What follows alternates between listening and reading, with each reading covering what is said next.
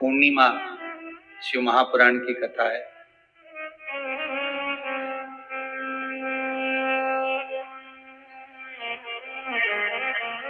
सबसे सुंदर संबंध इस संसार में अगर किसी का है तो समुद्र और चंद्र का है।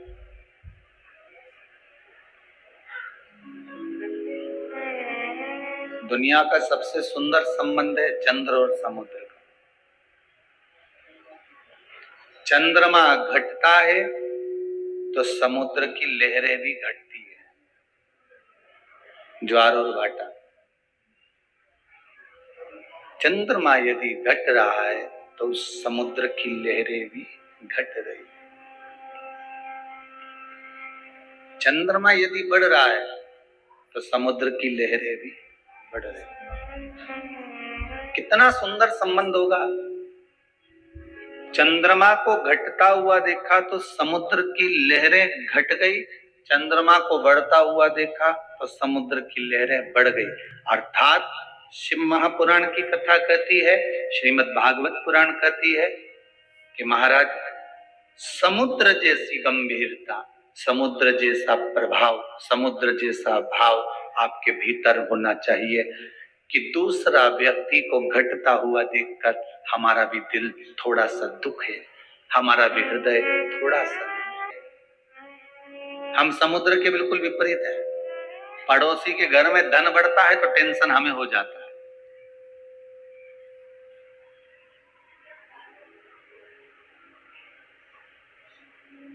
चार देवरानी जेठानी है, एक जेठानी के घर में लड़की हो गई, एक जेठानी के घर में छोरा हो गया। हमें प्रसन्न होना चाहिए। अगर बेटी हो गई तो अधिक प्रसन्न होइए और बेटा हो गया तो थोड़ा कम प्रसन्न होइए।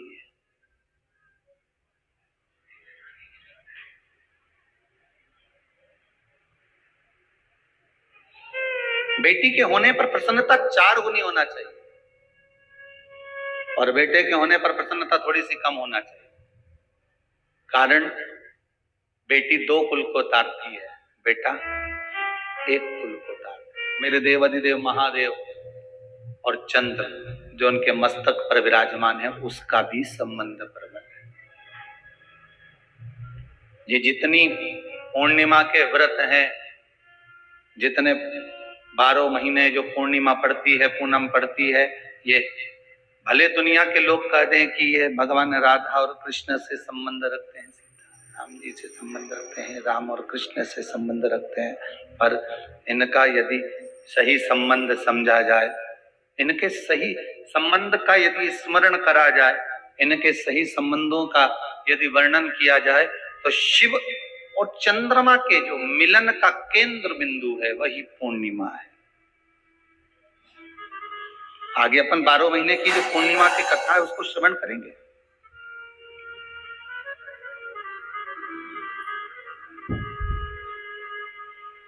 केवल एक पूर्णिमा वहीं तक नहीं रही कि भगवान कृष्ण और राधा जी ने रास किया। भगवान कृष्ण और राधा जी रास कर रहे हैं, केवल पूर्णिमा वहीं तक सीमित नहीं रही। केवल वहीं तक उसकी सीमितता नहीं है महाराज। रावण, लंकेश, लंकाधिपति रावण, लंकेश भी भगवान शंकर को प्रसन्न करने के लिए पूर्णिमा का अनुमोदन करता था। लंकाधिपति लंकेश, लंकाधिपति रावण, लंका में रहने वाला वो लंकेश भी पूर्णिमा का स्मरण करता था। स्वयं माता सीता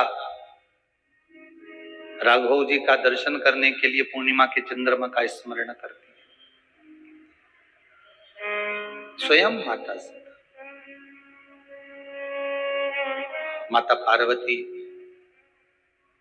चंद्रदेव को देखकर बार बार स्मरण करती है शिव की भक्ति का। आप और हम 7 दिवसीय शरद पूर्णिमा के उत्सव पर जो पूर्णिमा शिव महापुराण की कथा सुन रहे हैं, इसके रस तत्व को हमें ग्रहण करना है और उस रस तत्व को ग्रहण कर कर अपने जीवन को सार्थक बनाना। कई लोग कहते हैं गुरुदेव, हमने सुना है शरद पूर्णिमा के दिन अमृत बरसता है, इसलिए लोग खीर बनाते हैं तो बाहर रख देते हैं। पहले हमारे यहाँ भी रखते थे, ऐसा नहीं कि हमारा पुराना मकान जो टीन का था, अब जब सीहोर में कभी जाएं तो पूछ ले, पत्रे का मकान था। अब पत्रे के मकान में हमारी अम्मा, हमारी माता जी हमको खीर बना के दे देती, हम रख आते पत्रे पर। हमको क्या मालूम था कि सवेरे खीर ही नहीं मिलेगी, बिल्ली पूरी खा जाएगी।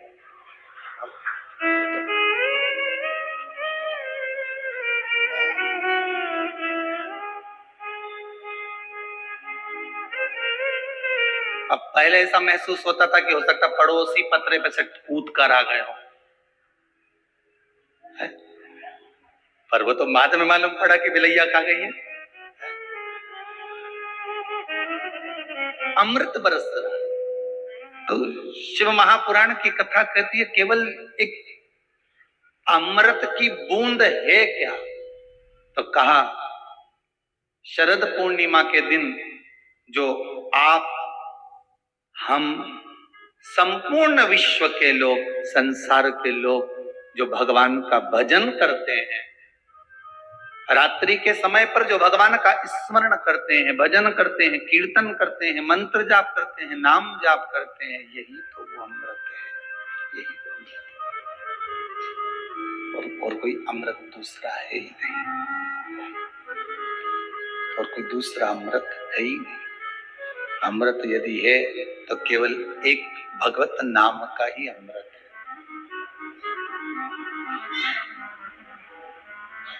इसलिए शायद लोगों ने कहा ना, अमृत है हरि नाम प्रभु का,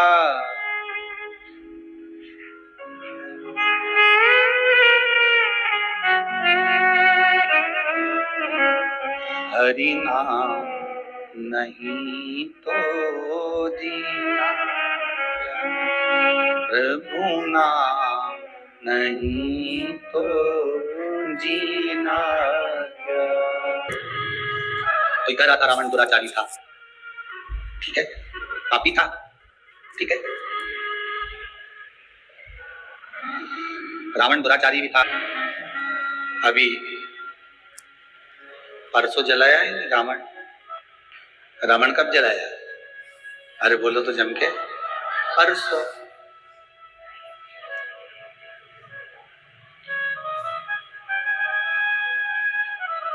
कोई कह रहा था रावण दुराचारी था, ठीक है, पापी था, ठीक है,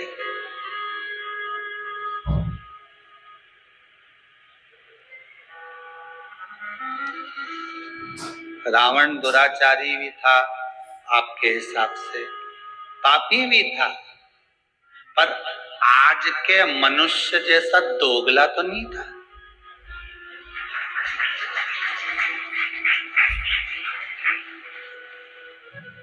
पापी था अपनी जगह पर, दुराचारी था अपनी जगह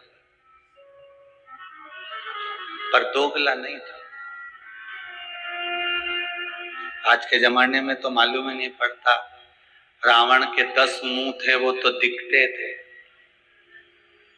आज के जमाने में व्यक्ति के कितने मुंह है नजर ही नहीं आते, वो दिखते ही।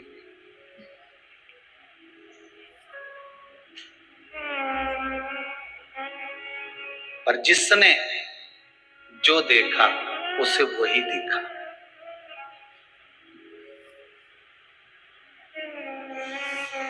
रावण ने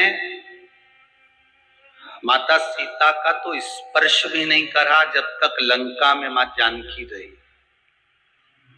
पर आज तक भी अगर पुतला जलता है तो वो रावण का ही जलता है। पुतला सही मायने में जलना था तो दुर्योधन और दुशासन का जलना था, जिसने तो चीर खींच दिया था।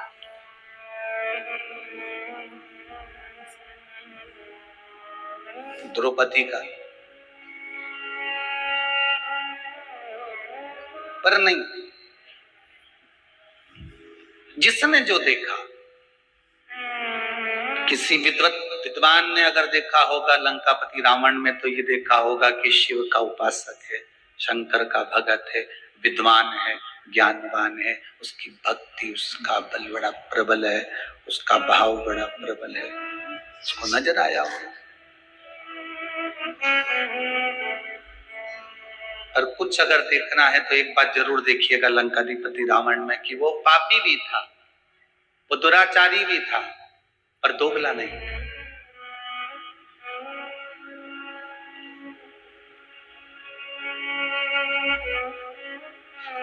जो किया,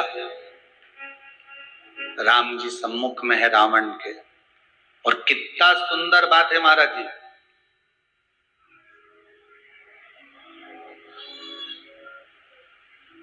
रावण संहिता के अंतर्गत लिखा है, भगवान राम ने रावण के पास में अपने छोटे भाई लक्ष्मण जी को भेजा था, जब वो पड़ा हुआ था भूमि पर। किसको भेजा है? लक्ष्मण जी। लक्ष्मण जी ने पूछा, भैया आप मुझे क्यों भेज रहे हो, किस लिए भेज रहे हो, क्या कारण है मुझे यहाँ भेजने का, और भेजना भी है आपको तो ये कहाँ भेज रहे हो? वो लंकाधिपति रावण के पास में, वो लंकेश के पास में, वो लंकाधिपति रावण के पास में मुझे भेज भी रहे हो तो कहाँ भेज रहे हो, जरा विचार करिए, कहाँ जा रहे हो? राम जी ने कहा, सुन लक्ष्मण, तुझे मैं जो भेज रहा हूं, तुझे जो मैं प्रदान कर रहा हूं, भेज रहा हूं, वो एक द्रोही रावण के पास नहीं भेज रहा हूं, एक द्रोही रावण के नजदीक में तुझे नहीं भेज रहा हूं। मेरे राम कहते हैं, लक्ष्मण मैं आपको भेज रहा हूं तो एक विद्वान, इसके बराबर दुनिया में कोई पंडित, कोई विद्वान ब्राह्मण नहीं होगा, मैं उसके पास भेज रहा हूं। तो भेजने का कारण क्या है, मुझे क्यों भेजा जा रहा है? तो लंकाधिपति रावण ने लक्ष्मण को जो ज्ञान दिया, रावण संहिता के अनुसार आप कभी पढ़ेंगे तो उसमें स्मरण आएगा। आप मुझे क्यों भेज रहे हो? मेरे राम कहते हैं कि जाओ लक्ष्मण, एक बार विद्वान इस लंकाधिपति रावण के चरणों में जाकर पूछो जरा कि क्या चाहता है, उसकी इच्छा क्या है। थोड़ा ज्ञान की बातें करिए आप। लक्ष्मण जी गए और रावण के पास में सिर के पास जाके खड़े हो गए। रावण ने देखा कि लक्ष्मण आए तो रावण ने अपना मुंह फेर लिया इधर। अब इधर मुंह फेरा तो लक्ष्मण जी को गुस्सा आ गया। लक्ष्मण जी दौड़कर फिर भैया के पास में गए। क्या भैया, कहा भेज दिया आपने उस रावण के पास में, लंकाधिपति के पास में, इतना अहंकार उसको कि मुझे देखकर उसने मुंह फेर लिया। तो राम जी ने कहा, लक्ष्मण एक बात बता, गुरु जी के पास ज्ञान लेने जाते हैं तो उसके चरणों में बैठते हैं, तू के सिर पे बैठते हैं? लक्ष्मण जी बोले, उनके चरणों में बैठते हैं। तो तू रावण से ज्ञान लेने गया था तो चरणों में खड़ा था कि सिर पे खड़ा था? लक्ष्मण बोले, मैं सिर के पास खड़ा था। राम जी बोले, अब चरणों में जाके खड़े, जाओ चरणों में जाओ। और रावण के चरणों में जैसे लक्ष्मण जी गए, तब रावण ने लक्ष्मण जी को बुलाया और बुलाकर कहा, लक्ष्मण जी ने पूछा, आपकी कोई अंतिम इच्छा हो, प्राण छूटने वाले हैं, आपके प्राण जाने वाले हैं, नाभि में अमृत सूख चुका है, बाण लग चुका है, आप मरने वाले हो, कोई आपकी इच्छा हो तो जरूर बताना। रावण मरते मरते भी एक सत्कर्म करते हुए चले गया।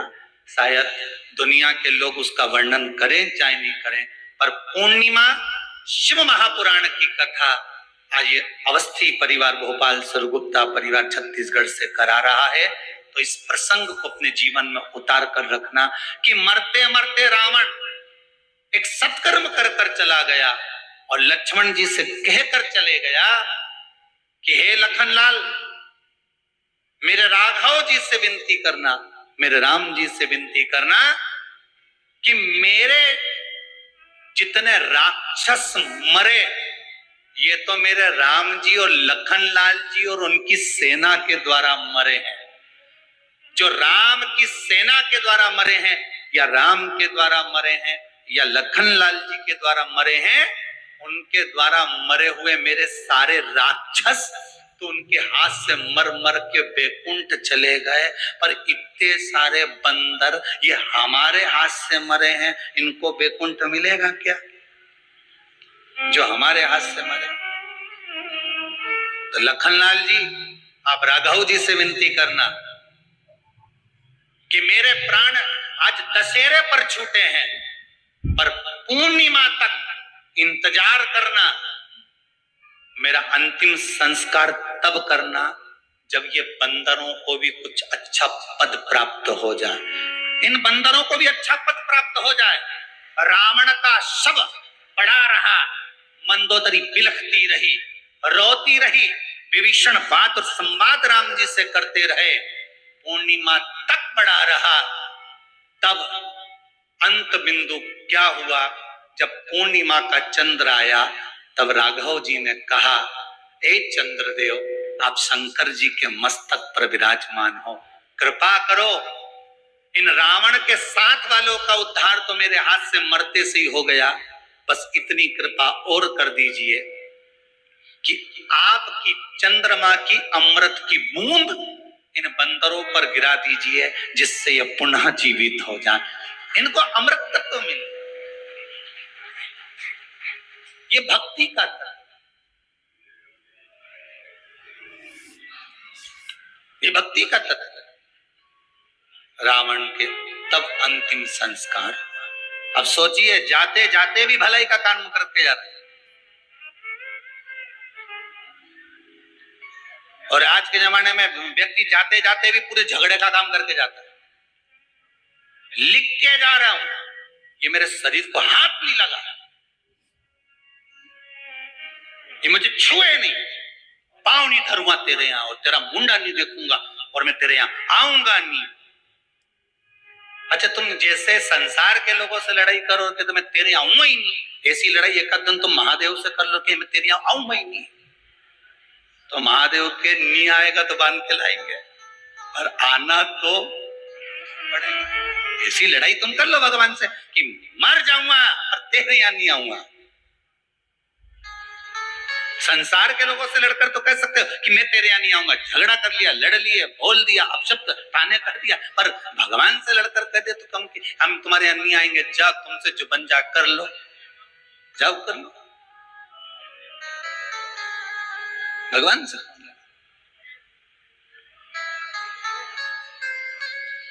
अमृत की वो बूंद है चंद्र बरसा रहा।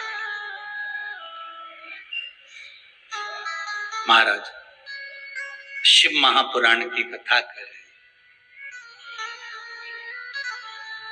शंकर नाम में वो अमृत छुपा हुआ है।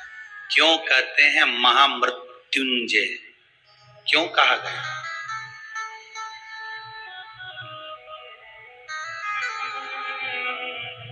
हम सार्वजनिक रूप से तो महामृत्युंजय मंत्र नहीं बोलेंगे, पर वायलिन के द्वारा, वाद्यंत्र के द्वारा आप अपने भीतर से वेद मंत्र का स्मरण, ओम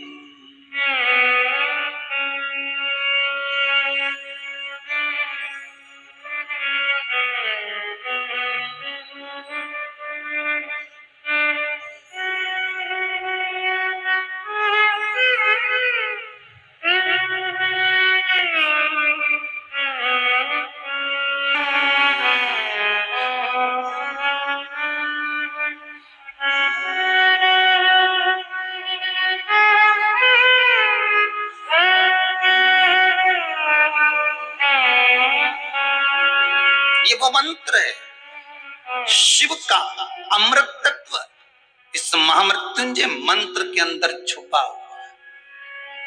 शिव का अमृत मंत्र, अगर किसी का एक्सीडेंट हो जाए, शुगर बीपी बढ़ गया, कोई बड़ा रोग आ गया तो सबसे पहले आप पंडित देवता को बुलाकर, ब्राह्मण देवता को बुलाकर, अपने नगर के पुरोहित ब्राह्मण आदि जोगी सन्यासी जो भी है उनके पास में जाकर पूछोगे, गुरुदेव जरा पत्रिका देखिए, पत्रिका देखकर मेरे दादाजी का, मेरे पिताजी का, मेरी माताजी का, मेरे भाई का, बंधु का, सखा का, पति का, पत्नी का, बेटे का, पुत्र का, जरा देखकर बताओ कि इसका ग्रह क्या चल रहा है। और कह दिया इसके ग्रह तो सब ठीक है। नहीं नहीं गुरुदेव, इसको कष्ट बहुत है,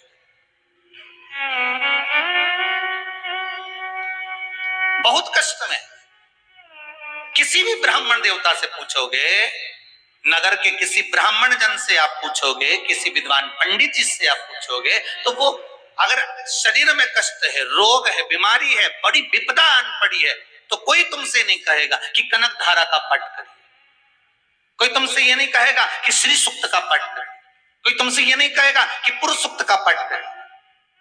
अगर विपदा भरी है, रोग बड़ा है, तकलीफ बड़ी है, कष्ट बड़ा है, तो कोई तुमसे ब्राह्मण जन, विप्र जन, विद्वान पंडित जन एक बात जरूर कहेंगे कि महामृत्युंजय का अनुष्ठान करवा लीजिए। क्यों?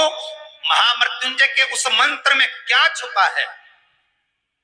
महामृत्युंजय के उस मंत्र में है क्या? तो महामृत्युंजय के उस मंत्र में चंद्र और शिव का अमृत तत्व छुपा हुआ है।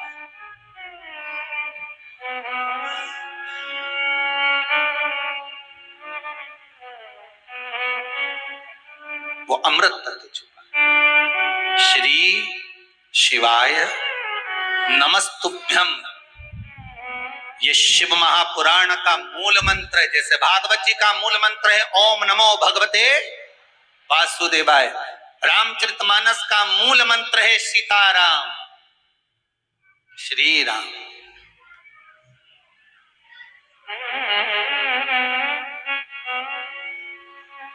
शिव महापुराण का मूल मंत्र है श्री शिवाय नमस्तुभ्यम। इस मंत्र में कुछ तो सुख होगा। ये किसी ने पर्चा लिखकर भेजा है, देखिए पर्चे तो आए हैं पर हम पढ़ नहीं पाए हो, ज्यादा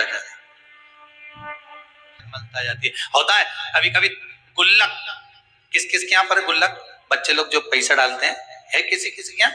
आप लोगों क्या जितने लोग आस्था पर कथा सुन रहे हैं, एक छोटे से बच्चा, छोटा बच्चा एक गुल्लक तैयार करता है, उस गुल्लक में रुपया डालता जाता है, पैसा डालते जाता है, गुल्लक में रुपया पैसा भरते जाता है, पैसा डाल रहा है, रुपया डाल रहा है। पर विचार करिएगा, एक दिन गुल्लक को अहंकार आ जाए कि जितने रुपए डले हैं सब मेरे हैं। बोलो सही बात है? ये गुल्लक के हैं क्या है? और एक दिन गुल्लक को अहंकार आ जाए कि जितना रुपया डाला ये सब मेरा है, इसमें जितना पैसा पड़ा सब मेरा है, और गुल्लक को अहंकार आ जाए और एक दिन कहीं का व्यक्ति आए और छोरे ने जो गुल्लक उठाई उनके दो दोचा फेंका, पैसा सब निकल के बाहर आया। तब गुल्लक को समझ में आया कि जब तक मैं फूटी नहीं, जब तक मुझे फोड़ा नहीं, जब तक मुझे तोड़ा नहीं, जब तक मैं टूटी नहीं, तब तक ये धन मेरा था। गुल्लक को अभिमान था जब तक धन मेरा था, और जैसी टूट गई फिर समझ में आया कि ये धन मेरा नहीं था, मैं तो गुल्लक थी, इकट्ठा कर रही थी, दूसरे के लिए जोड़ रही थी, और एक दिन जिसके लिए जोड़ा उसी ने मुझे, और जम के तो बोलो, तोड़ा। मैंने जिसके लिए जोड़ा उसी ने मुझे तोड़ा, और तोड़ा तो मैंने जिंदगी भर इसी के लिए जोड़ा था, मुझे छोड़ना पड़ेगा, देना पड़ेगा। गुल्लक की कथा नहीं, अपन सब की कथा है। जैसे गुल्लक में 5-5 रुपया, 2-2 रुपया, 10-10 रुपया, 50-50 रुपया, 100-100 रुपया, 1000-1000, 2000, ये सब जोड़ जोड़ कर जो हमने रखा गुल्लक में, उसी तरह हम गुल्लक की तरह है। एक छोटा सा फ्लैट है, खरीद लो, थोड़ा सा बना लो, किसके लिए? बच्चे बड़े होंगे उसमें रहेंगे। गुल्लक की तरह हम भी जोड़ रहे हैं। साड़ी मिली मायके से, नहीं पहनी, अच्छी थी, बेटी के लिए रख दी, और अच्छी थी, बहू को चढ़ावे में चढ़ा देंगे। रकम ले रही हूँ दिवाली पर, ऐसी रकम लूं कि बहू के चढ़ावे में चढ़ जाए, ऐसी रकम लूं कि बेटी के काम में आ जाए, ऐसी रकम लूं कि छोरा पहन ले, ऐसी रकम लूं कि छोरी पहन ले। अब हम गुल्लक की तरह पैसा जोड़ रहे हैं, जोड़ रहे, जोड़ रहे, और जिसके लिए जोड़ा एक दिन उसी ने थोड़ा। जिस चीज का तुमको अहंकार होगा, जिस चीज का तुमको अभिमान होगा, सबसे पहले परमात्मा उसको खींच लेगा। काया का अभिमान करोगे तो सबसे पहले काया जाएगी। धन का अभिमान करोगे तो सबसे पहले धन जाएगा। सबसे ज्यादा अहंकार होता है इन दांतों को खाने का। सबको काट खाऊंगा, सबको चबा जाऊंगा। पूरे शरीर में सबसे पहले यही जाए, पूरे शरीर में।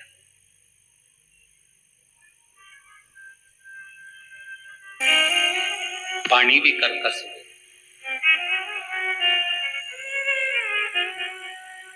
कौवा और कोयल दोनों में सबसे अच्छा कौन बोलता है?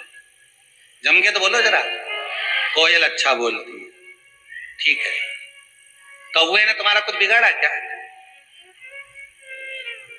अरे बोलो तो जम के। नहीं।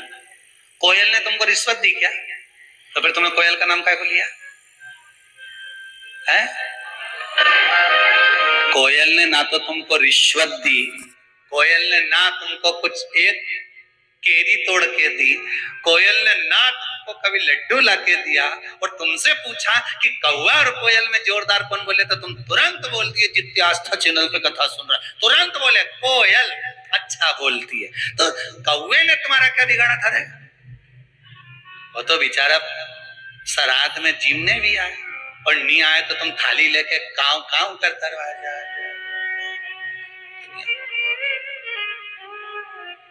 इसके बाद भी तुम्हारा पितरों के नाम से आए जीमने, तो भी तुम्हारे मुंह पे नहीं आया कि कौवा अच्छा बोले। तुम्हारे मुख पे आया तो एक ही बात आई ना, कोयल अच्छा बोले। ना कोयल ने तुम्हें रिश्वत दी, ना मोती दिया, ना लड्डू दिया, ना पेड़ा दिया, ना कपड़े दिलाए, ना एक बार कभी दिवाली पे घूमने गई तुम्हारे साथ। ना वो कोयल कभी तुम्हारे को शॉपिंग मॉल में लेके गई कि कभी एक आध बार हैंडसेट दिला दिया, मोबाइल दिला दिया। इसके बाद भी तुम्हारे मुख पर नाम आया तो कोयल का आया। कौवे ने तुम्हारा कुछ बिगाड़ा? कभी कौवे ने गाली दी, अपशब्द बोला हो, कभी तुम्हारे लिए आड़ा टेढ़ा करा बोला? कभी नहीं। पर कारण केवल एक था कि कौवा बोलता बड़ा बेकार था और कोयल बोलती बड़ा मीठा थी। बस निवेदन यही है, आप किसी को धन दो मत दो, आप किसी को दौलत दो मत दो, आप किसी को संपदा दो मत दो। मेरा निवेदन केवल इतना सा है, घर में जितनी माताएं निवास करती हैं, घर में जितनी बहुएं निवास करती हैं, घर में जितने बेटे रहते हैं, घर में जितने बुजुर्ग रहते हैं, उन सब से निवेदन है कि कौवा ना तो किसी का कुछ बिगाड़ता है और कोयल ना किसी को कुछ देती है तो भी कोयल की बड़ाई होती है। उसी तरह तुम भी कुछ मत दो, रोटी बनाना हो तो बनाओ, नहीं बनाना मत बनाओ, जाओ ने कमरा में सो जाओ, पर मुंडा से जो आवाज निकालो तो कोयल जैसी निकालो, तो दुनिया में तुम्हारा पूछने वाला ढेर हो जाए। बस वाणी की प्रधान, वाणी ऐसी बस वाणी की प्रधान, वाणी ऐसी बोलिए जो मन का आपा खोए। पर आज के जमाने में वाणी ऐसी बोलिए जो जम के झगड़ा होए, पर उससे मत बोलिए जो तुमसे तगड़ा। आज का जमाना तो बोलो, मना नहीं, तुम करो काम ना करो तुम्हारी मर्जी पड़े उतना करो, पर मुख से जो वाणी निकले श्रेष्ठता की निकलना होना चाहिए। जो मुख से वाणी निकले वो अच्छी निकलना होना चाहिए, श्रेष्ठतम।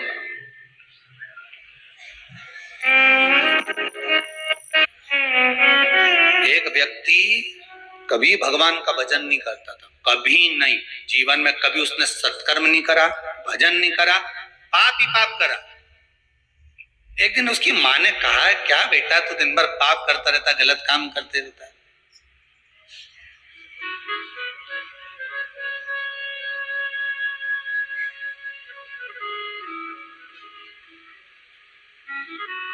अच्छा देखो, 3 सोते हुए अच्छे लगते हैं। कौन?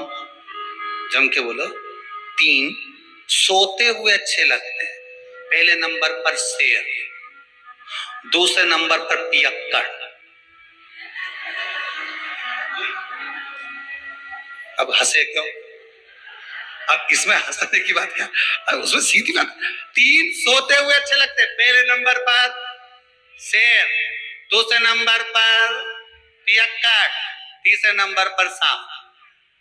ये तीनों जागते हैं तो गड़बड़ी करते हैं, इसलिए ये तीनों जितने सोते रहते हैं इनको देखकर सोता रहे भगवान, सोता रहे।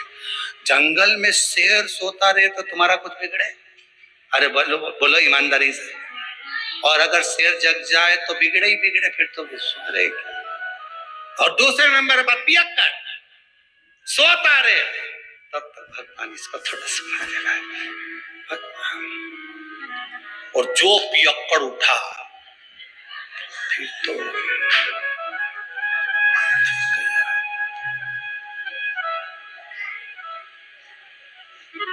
और तीसरे नंबर पर सांप सोता हुआ अच्छा लगता है।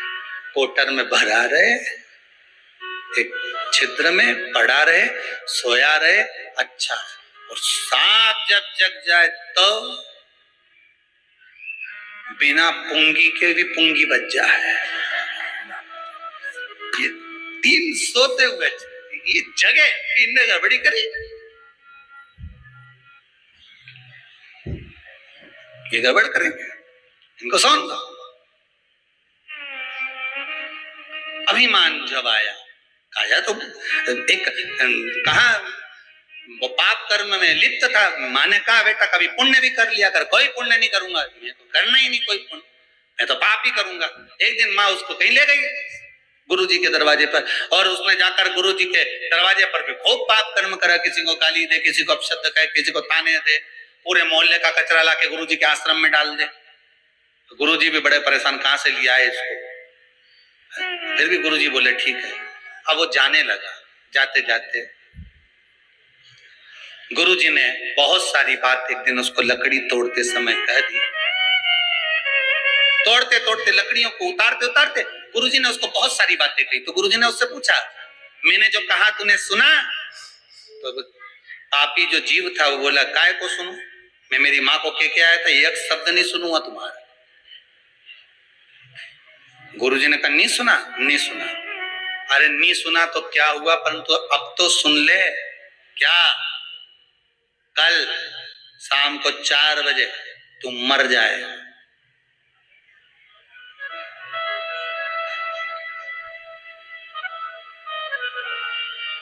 मरेगा ये पक्का है, पर अगर मर भी जाए ना, परमात्मा के सामने भी पहुंच जाए तो परमात्मा से कह देना जो लेने आए उसे एक ही बात कहना। वो पूछेंगे तेरे से कि पहले पुण्य भोगेगा कि पाप भोगेगा, तो कह देना पाप भोगूंगा और पुण्य को मुझे मेरी आंखों से देखना। बस इतना कहना और कुछ मत कहना। जा। अब इसको तो लगा कोई गुरुजी कोई सत्य बोलेंगे कि मैं 4 बजे मर जाऊंगा, और जैसे ही 4 बजे दूसरे दिन तो निपटी गया, मर गया। मरकर यमराज की कैद में गया तो यमदूतों ने ले जाकर इसको यमराज के सामने खड़ा करा। यमराज ने कहा बता पुण्य भोगेगा कि पाप भोगेगा? तो क्या पाप तो भोगूंगा पर पुण्य अपनी आंखों से देखूंगा। तो दोनों में से पहले क्या करना चाहता है? तो उसने कहा पाप भोग लेता हूं और पुण्य अपनी आंखों से देख लेता हूं, बस बता दो। अब इतने में यमराज ने कहा ये कोई बात होती है कि पुण्य अपनी आंखों से देखेगा? मर गया क्या पुण्य क्या खाक देखेगा? नहीं, मैं तो अपनी आंखों से देखूंगा। यमराज इसको ले गए। इसको नरक का भोग भुगताते भुगताते भगवान ब्रह्मा जी के पास पहुंच गए। ब्रह्मदेव ने पूछा हुआ क्या? प्रभु समझ में नहीं आ रहा। ये एक ही बात लेकर बेटा कि पाप का भोग भोगूंगा और पुण्य अपनी आंखों से देखूंगा। अब ये मर के आ गया तो क्या पुण्य क्या खाक देखेगा? ब्रह्मा जी बोले तुम अपने काम में लग जाओ, मैं सब निपट लूंगा। ब्रह्मा जी ने उसको रोक लिया। भैया क्या बात है? उसने कहा बस एक ही बात है, मेरे को पुण्य अपनी आंखों से देखना और पाप भोगना है। तो ब्रह्मा जी ने कहा तुमने पाप भोग लिया ना? हाँ भोग लिया, अब पुण्य दिखा दो।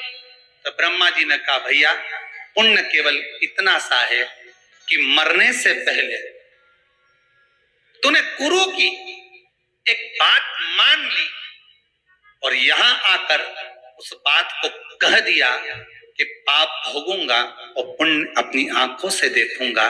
तूने गुरु की मात्र एक बात मानी, इसलिए तुझे में ब्रह्मा का साक्षात दर्शन हो गया। एक बात अगर तूने आज गुरु की मानी है तो ब्रह्मा का दर्शन हुआ है। ये शिव महापुराण की कथा वेद व्यास जी महाराज 24,000 श्लोक को, शिव महापुराण के इन संवादों को, इन श्लोकों को, इस शिव महापुराण को, भागवत आदि पुराणों को अगर वेद व्यास जी ने लिखा है और किसी ब्राह्मण के मुख से आप श्रवण कर रहे हैं, एक संवाद, एक शब्द भी अगर आपने अपनी जिंदगी में उतार लिया तो ये पक्का है कि पुण्य तुम्हारे सम्मुख में आकर खड़ा हो जाएगा और परमात्मा का, मेरे शिव का एक ना एक दिन दर्शन जरूर हो जाएगा। ये पक्का है। आप मानो, उसका स्मरण करो। पर हम सोए हुए हैं, अहंकार, हम महल, हम महल अटारी वालों सुन लो, एक दिन ऐसा आएगा, धन दौलत और माल खजाना यहीं रह जाएगा, सुंदर काया माटी होगी। कितना जोरदार था, कितना बढ़िया। सुंदर काया माटी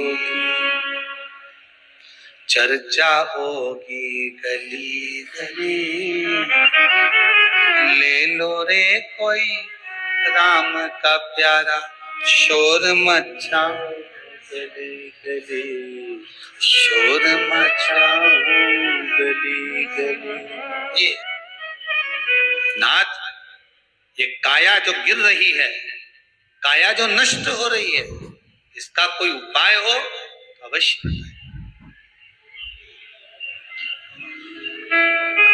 कोई उपाय।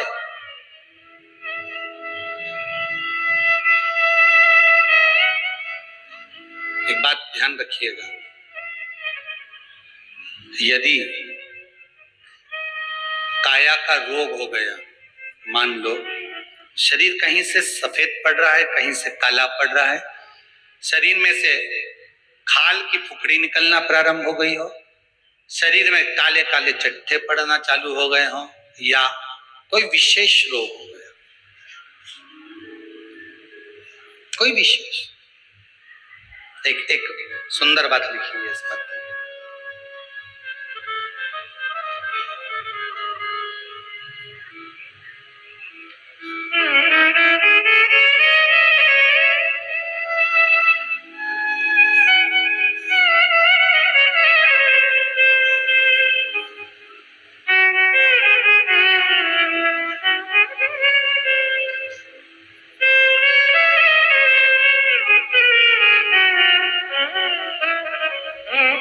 इसी पत्र में लिखा है,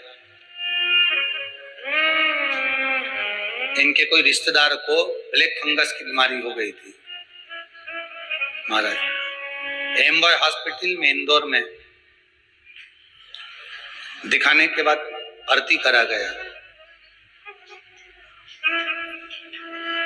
डॉक्टर ने MRI का लिख दिया और कह दिया कि इसके जबड़ा निकलेगा।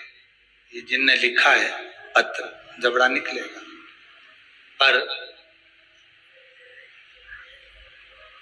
ऑपरेशन रूम में भी ले गए, इसमें लिखा है, ये पत्र हम यहीं छोड़कर जाएंगे, आप बाद में पढ़ते रहना। हमारी आदत में जो भी पत्र आप लोग भेजते हो हम यहीं छोड़कर चले जाते, बाद में मर्जी पड़े तो पढ़ते रहना।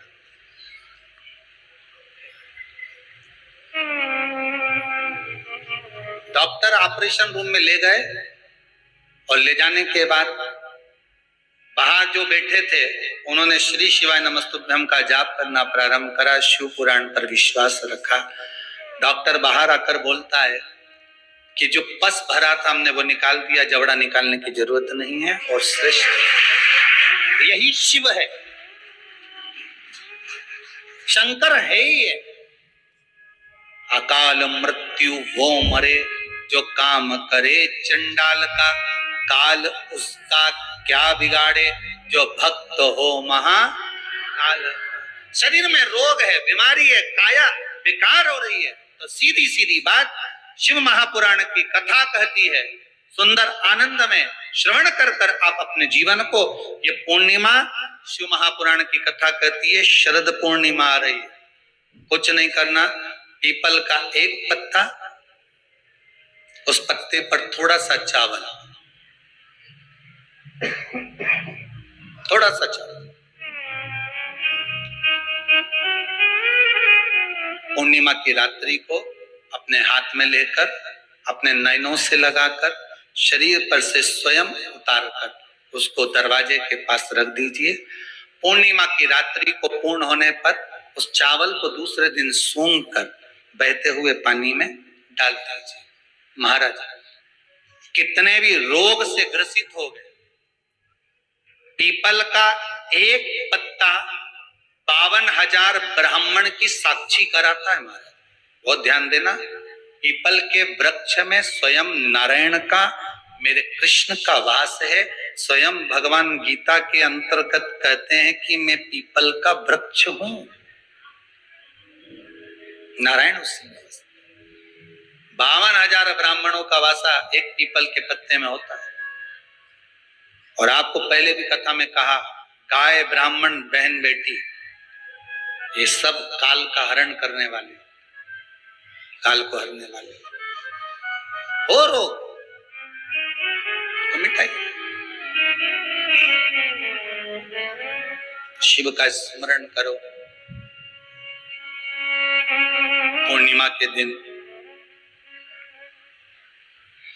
चावल का एक आखा दाना जानते हो, पूरा, खंडित चावल नहीं, कितना चावल, एक दाना चावल का शंकर भगवान के शिवलिंग पर समर्पित करिए। एक बेलपत्र जिसका डंडी का मुख अपनी ओर हो, जहां से चावल चढ़ाया है, उस चावल के ऊपर अपनी कामना कर कर रख दीजिए और चंद्रमौली भगवान का स्मरण करिए। कौन से भगवान? शंकर भगवान का सर्वश्रेष्ठ सुंदर नाम है चंद्रमौली। चंद्रमौली भगवान का स्मरण करिए, अपनी कामना कर कर, बेलपत्र समर्पित कर कर शिव जी पर एक लोटा पानी, एक जल पात्र समर्पित करो, कलश से जल चढ़ा दीजिए, नयनों में वो जल लगाकर अपनी कामना कर कर वापिस घर को आइए। अगली शरद पूर्णिमा आएगी, जो कामना करी है मेरा चंद्रमौली भोलेनाथ उसे पूर्ण कर ही दे। शिव उपासना के लिए जितनी 12 महीने में पूर्णिमा पड़ती है, एक एक पूर्णिमा का व्याख्यान वर्णन करेंगे। आज तो कथा का महत्तम दिवस है, पहला दिवस है, तो हम उसको महत्व समझें कि पूर्णिमा का महत्व क्या है, हम उसका महत्व समझें कि शंकर और चंद्र का रिश्ता क्या है, संबंध क्या है।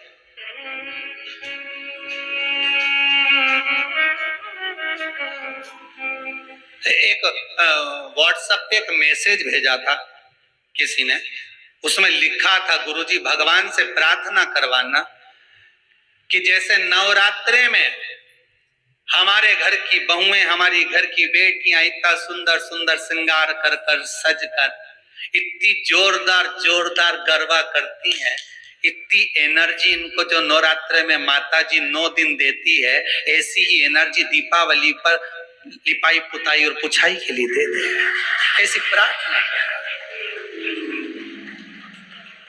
नवरात्र में इतनी एनर्जी इनमें आ जाती है कि डंडा ले लेके ये एक पाँव वहां, एक पाँव वहां, बस भगवान से प्रार्थना करना गुरुदेव की ऐसी एनर्जी हमारी बहू बेटियों में भगवान दिवाली तक ऐसी दे दे कि सारे डब्बे पोंछ पोंछ के दे दे। घर में जितना भी झाड़ू पोछा है, ये अच्छी टेबल पे चढ़ी यूं मार, समझ ले गरबे खेल रही, ये बोल दो, फिर पेंट में, फिर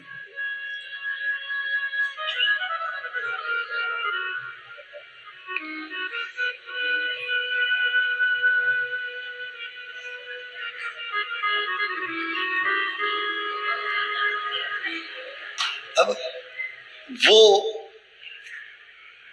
एनर्जी ना जाने कहां चली जाती है।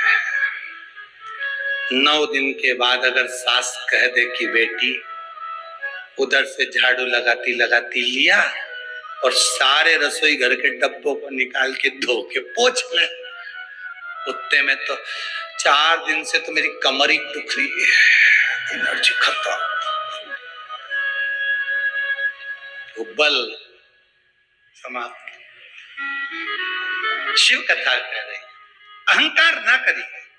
अहंकार में 3 गए, धन वैभव और वंश, ना मानो तो देख लो रावण कौरव कंस, ये तीनों अहंकार में चलेगा। आपका अभिमान, आपका अहंकार आपको परमात्मा से दूर कर देगा, भगवान से। अच्छा एक बात बताइए कि कई लोग कहते हैं कि कई तुम जहां जहां जाते हो ना, ऐसे वो जिनके शरीर में ऐसे ऐसे लोग घूमते हैं और घूमने के बाद कहते हैं कि तेरी कुल देवी तुझसे रूठ गई, कहते हैं ना, तेरे से तेरा ये देवता रूठ गया, वो देवता रूठ गया, परमात्मा रूठ गए। तो आप कैसे पहचानोगे कि भगवान आपसे रूठ गया? आप कैसे जान सकते हो कि भगवान आपसे रूठ गया? हमने देवी जी को धोख नहीं लगाई तो देवी जी नाराज हो गई, हमने पिताजी को धोख नहीं लगाई तो पिताजी नाराज हो गए, हमने वो देवता के ये नहीं करा तो वो नाराज हो गए। आपको कैसे मालूम पड़ेगा कि देवता नाराज होते? देवता नाराज होते हैं, याद रखना, संसार में देवता अगर नाराज होते हैं तो कभी किसी का अहित नहीं करते। बहुत ध्यान देना इस बात पर, कभी अहित नहीं करेंगे देवता अगर नाराज होंगे। देवता नाराज होते हैं तो किसी का भोजन पानी बंद नहीं कर देते। देवता नाराज होते हैं तो किसी का खाना पीना बंद नहीं करवा देते। देवता अगर नाराज हुए हैं और आपको मालूम करना है कि देवता मुझसे नाराज हैं, तो कैसे मालूम करोगे? तो केवल एक काम करिएगा, अगर देवता नाराज होते हैं तो सबसे पहले आपकी पूजन पाठ छुड़वा देते हैं। क्या छुड़वाएंगे? रोज मंदिर जाती है, रोज माला उठाकर जाप करती है, रोज गीता जी का पाठ करती है, रोज दिया लगाने जाती है। 4 दिन 5 दिन 6 दिन 10 दिन अगर आप दिया लगाने नहीं गए, मंदिर नहीं गए, पूजन नहीं करी, तो समझ लेना कि देवता मुझसे नाराज हैं, इसलिए मेरा मुंह नहीं देखना, मुझसे नाराज।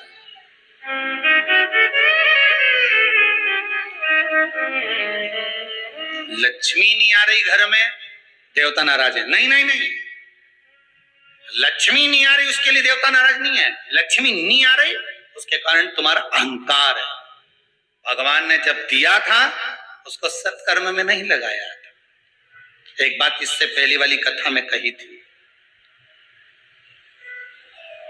शरीर चले और तुम्हारे याद है तुम लोगों को? बस उतना ही याद कर लो, बहुत है। इतनी बात तुम लोग याद कर लोगे ना तो आने वाले समय में 2-1 साल में तो तुम या हम, बस इतनी याद कर लो, बस हर कथा में से इतनी निकाल लोगे ना तो थोड़ा तो यहाँ समझ में तो आए लगे तो सही कि कथा अंदर गई। तो एक बार पहले कथा में, इससे पिछले वाली में की थी, 7 से पहले वाले में, कि तुम्हारे घर में चले और तुम्हारा शरीर चले, तब तक सारा दान पुण्य भजन तीरथ सब कर लो। और क्योंकि तुम्हारी घर में चलेगी तभी तुम दान कर सकोगे, सत्कर्म कर सकोगे, भजन कर सकोगे, शरीर सही होगा तो तीरथ कर सकोगे। अब शरीर ही साथ नहीं दे और घर में तुम्हारी नहीं चले तो कोई तीरथ होए कि दान होए?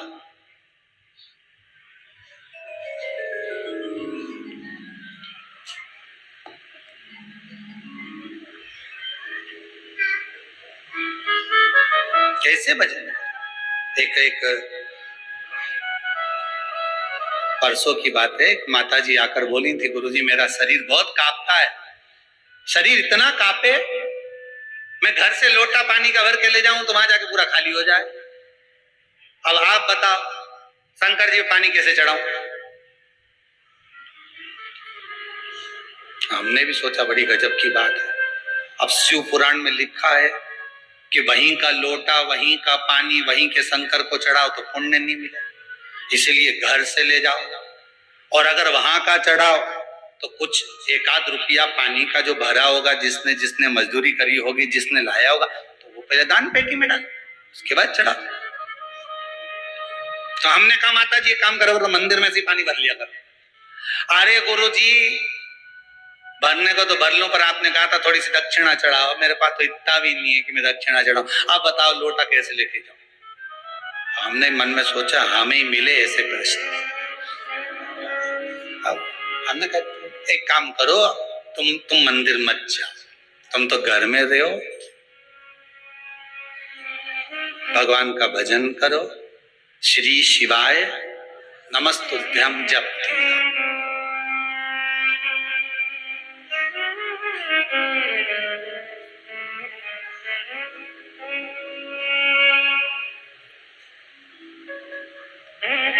अच्छा अच्छे अच्छे को देखा, हाथ तो धूजे, पांव भी धूजे, पर ये जीवान कभी नहीं धूजे। नहीं, सोचने वाली बात है, खाने में कभी नहीं धूजी। खाने में तो तुरंत कहते देवड़ा में चटनी कम है, लाओ जरा थोड़ी सी रोल नमक मिर्ची और डाल, अच्छा होता है। तो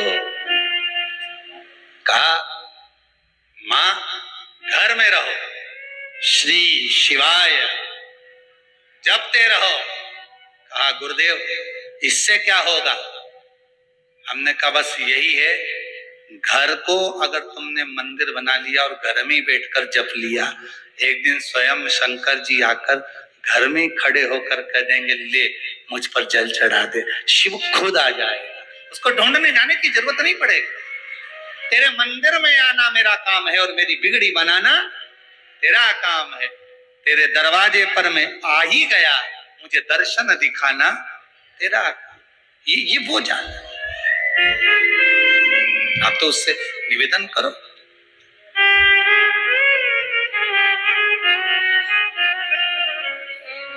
बस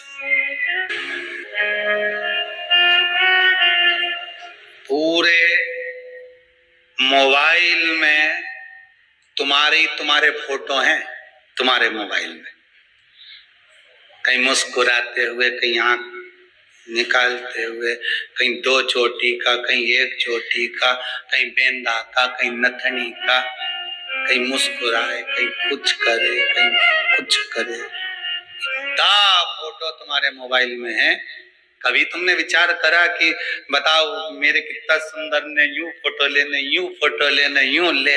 कभी कभी जैसे तुमने विचार करा कि इस मोबाइल में मेरे फोटो भरे हुए हैं और अलग अलग स्टाइल के भरे हुए हैं, कभी कभी तुमने विचार करा कि मैं एक दिन माला लेकर बैठ जाऊं और जैसे मैंने फोटो, जितने मोबाइल में मेरे फोटो हैं उतनी ही माला आज मैं जप के बताऊंगी। श्री शिवाय नमस्तुभ्यम, श्री शिवाय नमस्तुभ्यम, श्री शिवाय नमस्तुभ्यम। फोटो तो बढ़ रहा है, फोटो तो बढ़ रहा है, पर भजन बढ़ रहा है क्या, स्मरण बढ़ रहा है क्या। अब लालसा तो आपकी इतनी, ललकता इतनी है, इतना मन में भरा हुआ है कि भगवान कैसे भी कृपा करे। आज के जमाने में दुनिया के लोग करना कुछ नहीं चाहते, बस उनका तो मन है कहीं बाबा जोगी ऐसा मिल जाए, कहीं का महाराज ऐसा मिल जाए और वो ताली बजाने, चुटकी बजाने हंडा निकल जाए। अगर ऐसा हंडा निकलता रहता तो महाराज खुद नहीं भर लेता।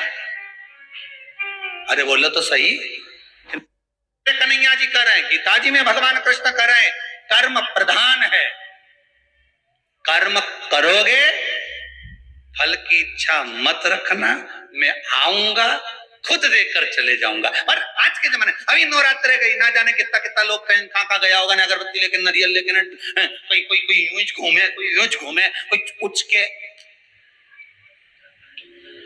कोई इधर से उचक के उधर बैठ जाए, कोई उधर से उधर। तो लोग उनकी के साथ बस ऐसी कृपा कर दो, ने धन मिल जाए, ऐसी कृपा कर दो, कहीं से बारिश हो जाए पैसे की। तो भगवान की गीता जी में कहते क्यों कि कर्म करो फल की इच्छा मत करो। कितना विश्वास होगा इनका। कल ये बता रही थी कि इनके परिवार में किसी को कैंसर हो गया था, ये यही छत्तीसगढ़ में। जरा माइक दीजिएगा उनको।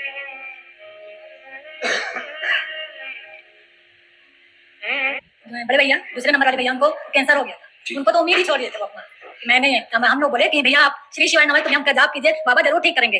और वो इतना मन से आप जाप किए हैं कि आज हर उनका नॉर्मल रिपोर्ट आया। बता रही थी भोजन भी नलियों से अभी 8 दिन पहले निकला, नली से कर रहा था इतने दिन तक, साल भर से नली में खाना खाया। 1 साल से नली से खाना खा रहा है। अब तो ठीक है, नली निकाल दी।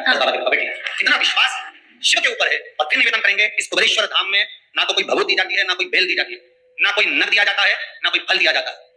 यहाँ तो केवल कंकर संकर है। एकांत में बैठो, श्री शिवाय नमस्तुभ्यम का जाप करो। और वो धन उलझ गया, नहीं आ रहा, पैसा वापस दे ही नहीं रहा। बेलपत्री के पेड़ के नीचे, बेलपत्री के वृक्ष की 2 थोड़ी सी बाहर निकली हुई छाल को देख लो। बेलपत्री के वृक्ष की छाल, उस छाल पर कच्चा जो सूत होता है, धागा होता है ना, कच्चा धागा, सफेद कच्चा सूत, उस धागे को बेलपत्री की छाल पर 7 बार घुमा लो। चारों तरफ मत घुमाना, नहीं तो चारों तरफ धागा लेके घूम जाओ। बेलपत्री का जो वृक्ष होता है, उस वृक्ष की छाल पर 7 बार घुमा लीजिए। ये केवल शरद पूर्णिमा का ही उपाय है, इसके बाद नहीं करना है, केवल एक ही दिन होगा। बेलपत्री की छाल पर उसको घुमा लीजिए 7 बार घुमाकर, जब वो जनेऊ की तरह हो जाएगा ना, उसको उतार लीजिए। बेलपत्री के वृक्ष के नीचे घी का दिया लगाइए, हाथ में उसको रख लीजिए। जिस व्यक्ति को तुमने धन दिया और वो उलझ गया, नहीं दे रहा, पैसा पहुंचा नहीं रहा है, उस छाल पर जो धागा आपने लपेटा है, श्री शिवाय नमस्तुभ्यम का स्मरण कर कर बेलपत्री के पेड़ के नीचे कुंदकेश्वर महादेव का नाम लेकर उस धागे को शंकर भगवान को छुआकर महाराज माता पार्वती के चरणों में ले जाकर छोड़ दीजिए। अब विनती कर कर छोड़ दो और निवेदन कर दो, माँ मेरी इतना धन है, इतना पैसा है, विश्वास कर कर मैंने उसको दिया था, वो नहीं दे रहा, माँ से निवेदन करो। फिर कहेंगे संसार वालों के सामने जाकर रोगे तो दुनिया के लोग हंसी उड़ाएंगे। आप किसी से कह दो मेरा 5 लाख रुपए वो लेकर भाग गया, दिया काय को, हमसे पूछा था, हमने कहा था। दुनिया के लोगों के सामने जाकर कहोगे तो हंसी उड़ाएंगे, अच्छा है लेकर भाग गया, अच्छा है डूब गया। हमें किसी के सामने नहीं रहा। द्रौपदी के 5 पुत्र जब मारे गए तो द्रौपदी किसी के सामने जाकर नहीं रोई। द्रौपदी अगर रोई तो परमात्मा के चरणों में जाकर रोई।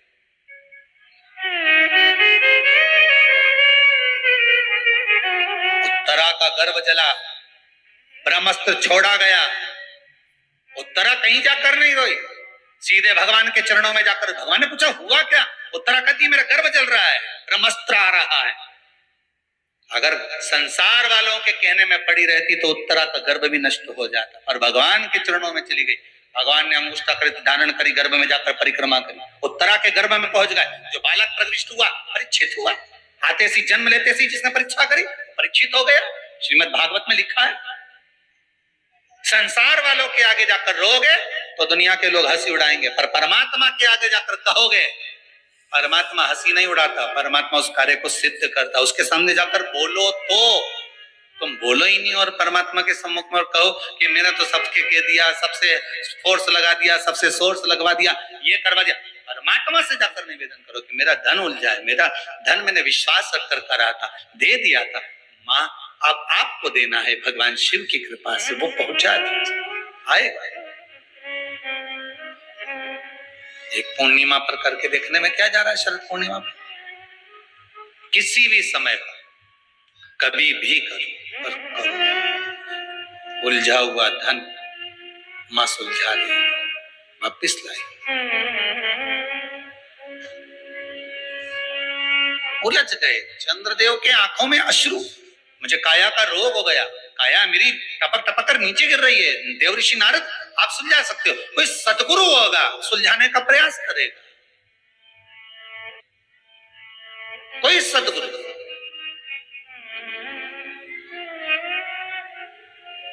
तीन 300 ऋषि राजा परीक्षित को मिले थे रास्ते में जाते जाते। कोई कह रहा था हम यज्ञ करा देंगे, कोई कहता हम ये करवा देंगे, कोई कहता हम ये करवा देंगे।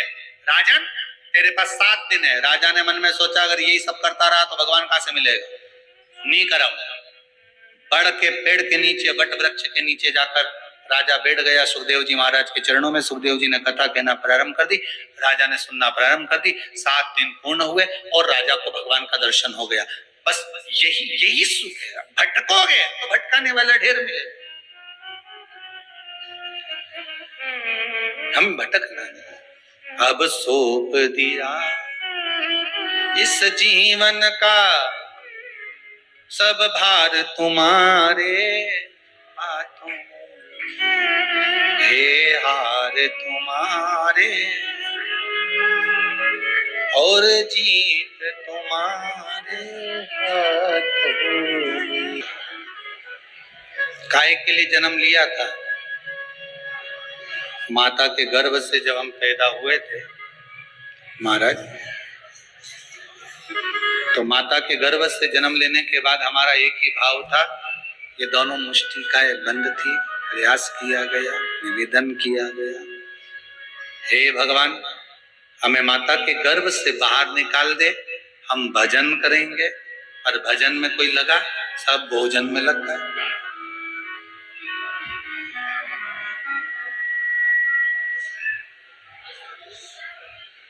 चाबी ढूंढने निकले थे, अलमारी के पीछे चाबी ढूंढ रहे थे, मालूम पड़े छिपकली मिल गई। ढूंढ क्या रहे थे? चाबी। पकड़ाई में क्या गई? दुनिया में कोई व्यक्ति ऐसा है जो छिपकली ढूंढेगा कि छिपकली पकड़ेगा? अरे बोलो तो सही। वो क्या ढूंढ रहा था? चाबी। मिल गई छिपकली। यही जीवन है। ढूंढने आए थे भगवान का नाम, ढूंढने आए थे भगवान का भजन, ढूंढने निकले थे कि आत्मा की शांति हो, आनंद की अनुभूति हो, आनंद ढूंढने के लिए निकले थे। मिला?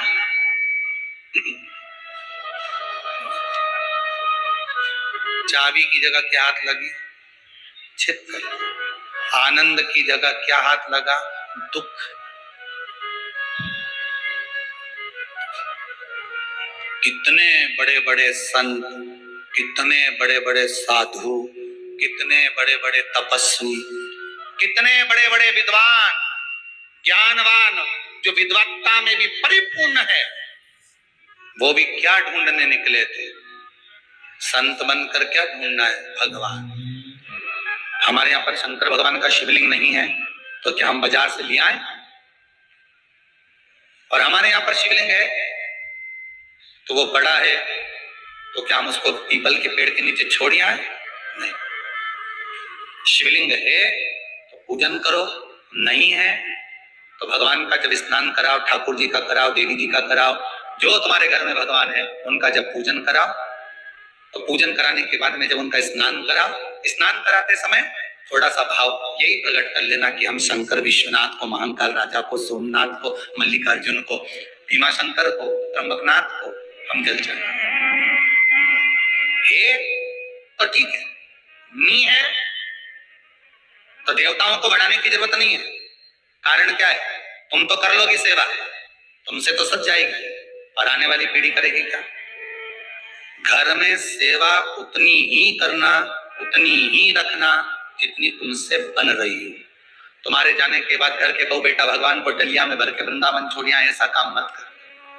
जितनी बने उतनी छोटे रूप में सेवा करोगे और पीढ़ी दर पीढ़ी चलती रहेगी। ज्यादा सेवा को बढ़ा दिया, सुना नहीं, नहा के आओ, कपड़े बदल के आओ, ये कर आओ, जाओ जरा। जितना तुम पूजन को, सेवा को, भजन को, कीर्तन को जितना हवा बनाओगे, जितना डराओगे लोगों को, वो उतने डरेंगे, उतने डरेंगे। सेवा को, भजन को, पूजन को कभी डराने का केंद्र मत बनाओ। ये तो भगवान की मस्ती का आनंद सुख है। लोटा भर के पानी भी अगर चढ़ा रहे हो, शंकर जी के मंदिर में जाकर जल चढ़ा रहे हो, थोड़ी गलती हो गई, भगवान से कह देना तुम्ही ने सिखाया है, हो गई तो हो गई, आप ही ने तो सिखाया, नहीं जानते थे। अब धीरे धीरे धीरे धीरे लोगों को शिव महापुराण सुनते सुनते मालूम पड़ रहा है कि शंकर की कैसे पूजन करना चाहिए, बेलपत्री कैसे चढ़ाना चाहिए, जल कैसे चढ़ाना चाहिए, धतूरा कैसे चढ़ाना चाहिए, चंदन कैसे चढ़ाना चाहिए, काली तिल कैसे चढ़ाना चाहिए। ये लोगों को ध्यान में अब आ रहा है। धीरे धीरे, पहले नहीं मालूम था तो हो गई, गलती हो गई, स्वीकार, हमने गलती करी। शिव पुराण कर रही है, भगवान शंकर की कथा कर रही है, चंद्रदेव ने भगवान शंकर की आराधना करे, बालू रेत का शिवलिंग का निर्माण कराया महाराज जी। शिव महापुराण की कथा में आता है, देवराज नाम का ब्राह्मण जो गलत कर्म करता था, चोरी करता था, शरीर में ताप पड़ने के बाद में जब वो शंकर के मंदिर में जाकर कथा सुना, थोड़ी सी कथा सुनकर बाहर निकला, तो उसको केवल कथा का एक तत्व उसके जीवन में उतर गया था, अंश मात्र उसके जीवन में उतर गया था, उसको परमात्मा मिल गया, अंश मात्र। पानी में डूबकर मर गया, प्रेत योनि में चला गया। पहले भी कथा में कहा, पानी में डूबकर मरा हुआ व्यक्ति, सर्प के डसे से मरा हुआ व्यक्ति, और स्त्री के हाथ से या स्त्री के चक्कर में मरा हुआ व्यक्ति ना तो देव योनि में जाता है, ना तो वैकुंठ जाता है, ना नरक जाता है, वो तो बीच का प्रेत बनकर भटकता रहता है, उसकी गति नहीं होती, उसका मोक्ष नहीं होता। चंचुला देवी को लगा था मेरे पति को मोक्ष, तो उसने करा क्या था ऐसा कि वो काशी पहुंच गई, काशी गई, ऐसा क्या करा था? चंचुला देवी तो दिन रात फैशन में लगी रहती थी। कभी पति ने अगर धन लाकर दिया तो ज्यादा से ज्यादा पैसा वो खाने पीने में उजाड़ देती थी। कभी नहीं उसने दान करा, कभी नहीं धर्म करा, कभी पुण्य नहीं करा, कभी सत्कर्म नहीं करा, कभी कहीं सत्संग में नहीं गई, कथा में नहीं गई, कभी भजन में नहीं पहुंची।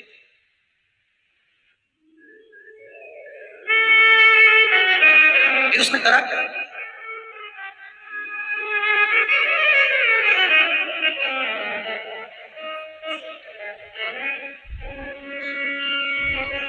बचपन में किया गया कर्म व्यक्ति को कब प्राप्त होता है, ये चंचुला देवी की कथा कर रही है। चंचुला देवी की कथा कर रही है। चंचुला देवी की मां भोजन का जब निर्माण करती थी,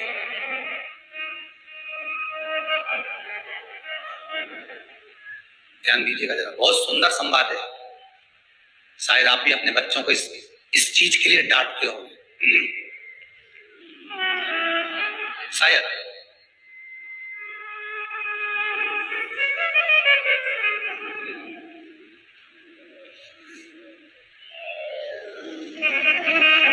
बचपन का किया हुआ पुण्य चंचुला देवी के कहां काम आया वो देखिए। पुण्य नहीं करा था चंचुला देवी ने, मतलब खेल करा था। किस जगह पर काम आया? चंचुला देवी 6 वर्ष की कन्या थी। बिंदु ब्राह्मण है, चंचुला देवी भी ब्राह्मणी थी। ब्राह्मण के घर में जन्म लिया चंचुला देवी। मां जब चंचुला को पास में बिठा लेती थी भोजन कराते समय, तो आटे की लोई आटा जूसना हुआ था, उसको तोड़ लेती थी चंचुला। 6 वर्ष की चंचुला उसको तोड़कर गोल बनाकर चपटा करती थी। दूसरी लोई को घुमा कर जो मां शंकर जी के मंदिर में शंकर जी को जल चढ़ाने जाती थी, उस लोई को वैसा रखकर गोल बनाकर पिंडी बनाकर उस आटे का पिंडी बनाती थी और मां से कहती थी, मां देखो तुम जिस मंदिर में शंकर जी को पानी चढ़ाने जाती हो ना, मैंने वो शंकर जी बनाया। ये 6 साल की चंचुला, ये बच्चे आपके भी करते होंगे। जब मां पापड़ बेलती, मां जब पापड़ बनाती ना, तो छोटी छोटी लोई बच्चे छोटे छोटे से हम भी बनाएंगे और वो छोटा सा बच्चा लोई लेकर बैठ गया, घुमा रहा है, चिड़िया बना रहा है, तोड़ रहा है, फोड़ रहा है। चंचुला देवी ने भी करा। कई लोगों ने पूछा, गुरुदेव चंचुला का पति इतना पापी था, बेकार कर्म करता था, चंचुला कभी भजन नहीं करी, दान नहीं करी, पुण्य नहीं करी, सत्कर्म नहीं करी, कभी उसने अच्छा काम नहीं करा, फिर काशी कैसे पहुंच गई? तीर्थ 12 ज्योतिर्लिंग तीर्थ स्थान में गंगा के घाट पर हम तो ये तक कहेंगे कि कुबेरेश्वर धाम तक वही पहुंचता है जिसका थोड़ा ना थोड़ा पुण्य प्रकट हुआ होगा, नहीं तो जा ही नहीं सकता। अगर पुण्य प्रकट नहीं है, आ कोई रहा था, मालूम पड़े कोई दूसरा आ गया, गाड़ी में बैठने ही वाली थी, इतनी देर में फोन आ गया कि तू नहीं जाएगी, और तुरंत गाड़ी से उतरना पड़ा। टिकट हो गया, जाना था तुझको, पहुंच गया दूसरा। सोचो कारण क्या हुआ? चंचुला के कैसे काशी पहुंच गई? पति के जाने के बाद, पति जब था तब तो काशी नहीं गई चंचुला, कभी आनंदवन नहीं गई चंचुला, पर आज काशी कैसे पहुंच गई चंचुला? कारण क्या था चंचुला का? ये आज का कारण नहीं है। चंचुला जब 6 साल की थी, आटे की लोइयों को शंकर की आकृति बना देती थी। भले उसने भजन नहीं करा, भले उसने पुण्य नहीं करा, नाम नहीं जपा, पर आकृति तो बनाई है, निर्मित तो करा।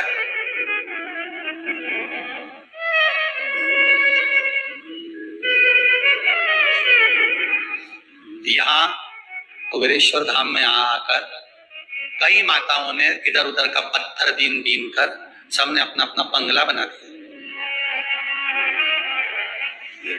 पूरा कुबेरेश्वर धाम में घूम के आना, बंगला ही बंगला मिलेगा।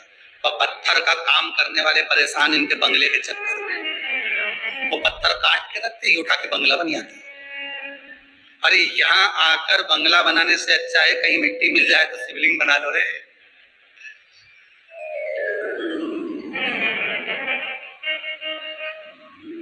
कुछ नहीं तो इतनी सी मिट्टी को गोल कर कर रख कर ही शंकर का स्वरूप बना लिया, तो ये यहाँ कथा कह रही है कि वो काम आ जाएगा। कोठी बंगलो वालो सुन लो, एक दिन ऐसा धन दौलत और माल खजाना सभी पड़ा।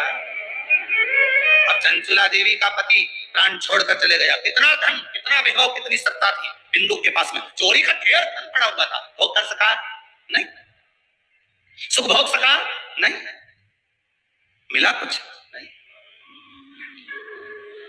ऐसा नहीं है, अभी अभी दिवाली पे तुम लोग सफाई करोगे ना तो तुम्हारे घर में भी देखना इतना सामान, इतना पड़ा, इतना कपड़ा अलमारी में धूप में सुखा हुआ, इतनी साड़ी, ये तो मैंने पहनी ही नहीं, आज ही दिखी, कहां रख दी थी, निकली। इतना सामान, छोटे से मकान में इतना इतना इतना सामान। अब मन में सोचना जरा, सामान इतना सारा है और पल की खबर नहीं है, निपटी गई कल की कल। तो अब साड़ी कैसे पहनेगी, सामान ढेर भरा, इसका क्या होगा, क्या भरोसा, साथ देती नहीं ये किसी का, क्या भरोसा है, क्या भरोसा। इसलिए बारंबार कहते हैं भजन करो, स्मरण करो, मंत्र जाप करो, नाम जाप करो, भगवान की भक्ति में डूबे रहो। कुछ नहीं जपना, श्री शिवाय नमस्तुभ्यम ही बोल लिया बहुत है, राम बोल लो, कृष्ण बोल लो, कुछ तो जपो, कुछ तो जपो, भरोसा नहीं जी।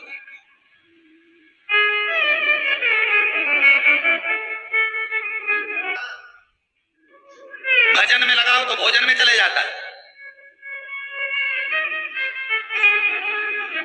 कथा में लगाओ तो फिल्म में चले जाता है। केवल बटन का अंतर है, रिमोट तुम्हारे हाथ में ही है। इधर से इधर दबा दिया तो अभी गाना चालू हो जाएगा, नाटक चालू हो जाएगा, फिल्म चालू हो जाएगी, और इधर से इधर दबा दिया तो आस्था चैनल चालू हो जाएगी। बटन दबे नहीं तो सत्संग मिले, और बटन नहीं दबे इधर की इधर दबे, बस यही बुद्धि है। इसको परमात्मा ने बटन अपने हाथ में रखी है। आपने बचपन में कोई सत्कर्म करा होगा, कोई अधोगति के अंतर्गत परमात्मा का स्मरण अधेड़ी में, बुढ़ापे में, बचपन में, जवानी में कभी तो नाम जपा होगा, उसका पुण्य शिव पुराण ऐसे नहीं मिलते। कहां पहले लोग गांव की कथा हो रही है, पहले लोगों ने शंकर जी के शिवलिंग को ले जाकर पीपल के पेड़ के नीचे धर दिया। कोई ने कह दिया शंकर जी के मत पूछो, सब उठा उठा के धरिया है।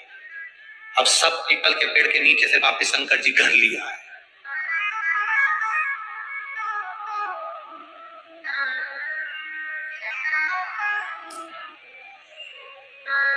फिर निवेदन करूंगा, जिनको प्रैक्टिकल करने का शौक हो, एक प्रैक्टिकल जरूर करना। एक बार दिल लगाकर शंकर की शिव महापुराण को दिल से सुन लेना, और जिस कामना के लिए सुनोगे बाबा वो कामना आपकी पूर्ण 3 महीने में कर देगा। और दिल से सुनना, मन इधर उधर नहीं जाना चाहिए।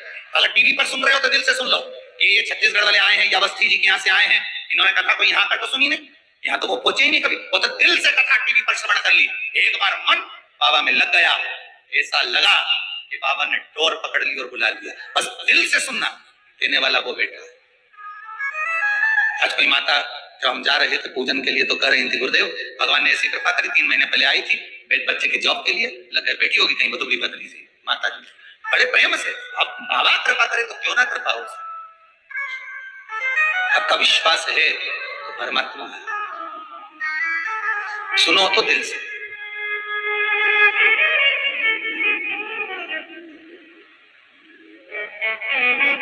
तुम किसी से फोन पे बात कर रहे हो, बोलो तो सही। अब तुम बोले जा रहे और उधर से आवाज ही नहीं आई, किसी के सामने वाला बोलेगा ना हाँ हाँ हाँ तो तुम बोले जाओगे ना।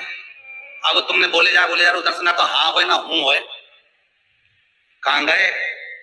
हेलो हेलो अरे हेलो, ऐसा लग रहा काट दिया। फिर किधर बोला फिर चालू ऐसा हुआ था तो बहन ऐसी कह रही कि तुम्हारा भाई ऐसा बोला तुम ऐसा बोला, फिर वो बोलता हाँ हूँ। बस यही हमारा जीवन है। कथा में मन उसी का लगता है जो शंकर भगवान बैठा है और तुम फोन करके 3 घंटा लगाकर बैठे हो। शिव पुराण मतलब 3 घंटा तुम भगवान से बात कर रहे हो। अब उधर से हूँ हाँ हूँ हो रही है तो मन लगा है, हूँ हाँ हूँ होना बंद हो जाए तो समझ लो फोन कट गया। अब तुम कहते हेलो, अब मन लगाओ कथा में जाएगा। जब तक वो हूँ हाँ कर रहा है, जब तक वो बैठ कर डोर पकड़ा हुआ है, तब तक कथा में मन लगा हुआ है। फोन कटा कि तुम बोलते रहो हेलो हेलो हेलो तो कहीं ले ना हूं ना। फिर वही पुरानी कथा याद कर लो, पीछे वाली। तुम निकल के जा रहे थे, कोई ने आवाज लगाया ए भैरू, तुमने नहीं सुना भैरू, नहीं सुना, तुम जम के चिल्लाया भैरू, उसने पलट के देखा कि नहीं देखा। तुम नाम किसी का भी लेकर देख रहा, वो पलट कर देखेगा। उसी तरह तुम परमात्मा को पुकारते रहो, शंकर को बुलाते रहो, शिव महापुराण सुनते रहो, एक बार तो पलट कर देखेगा, ये पक्का देखेगा। हारिए ना हिम्मत बिसारिए ना आराम। कौन कहता है कि काम नहीं होगा? कर्म कर, भगवान गीता जी में कर रहे हैं। इनके चक्कर में मत पड़ के नरियल लेके पहुंच गया, घूम गया, कृपा कर दो इसे हंडा निकाल दो। हंडा निकालने वाले खुद ही निकल गए और हंडा नहीं निकला। खोद रहे थे जमीन, गिर गई दीवार, पूछा महाराज कहां गए तो अंदर ही दब गए, निपट गए। ये हंडा वंडा के चक्कर में मत रहना।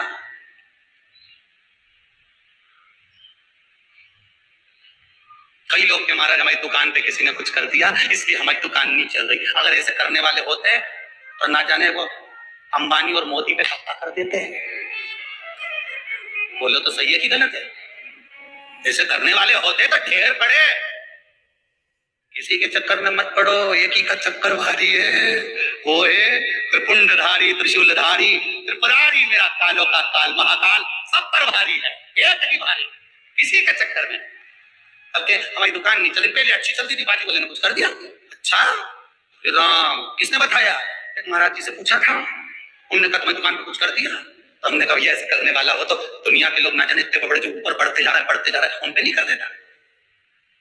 तू ही मिला काय की दुकान तेरी? गुटखा की। और बस तो उसने कुछ नहीं करा, जो गुटखा खाने वाले निपट गए। काय बोले